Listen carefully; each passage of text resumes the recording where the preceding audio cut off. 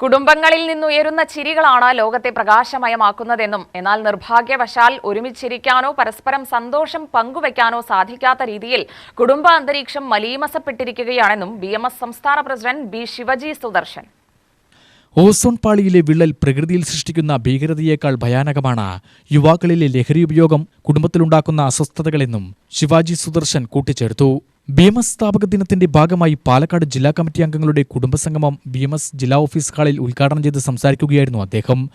നമ്മുടെ സംസ്കാരത്തെ നശിപ്പിക്കുകയും സാമൂഹിക വിപത്തുകൾ വർദ്ധിക്കുകയും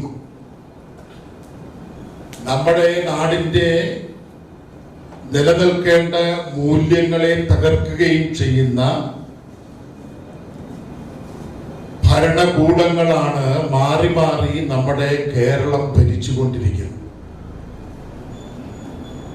ഒരു നാടിന്റെ നിലനിൽപ്പെന്ന് പറയുന്നത് ആ നാടിന്റെ സംസ്കാരമാണ്. ആ സംസ്കാരത്തെ തകർത്താൽ പിന്നെ ആ നാട് നിലനിൽപ്പില്ല എന്നുള്ളത്. ഇന്ന് കേരളത്തിൽ നേരിടുന്ന ഏറ്റവും വലിയ വെല്ലുവിളി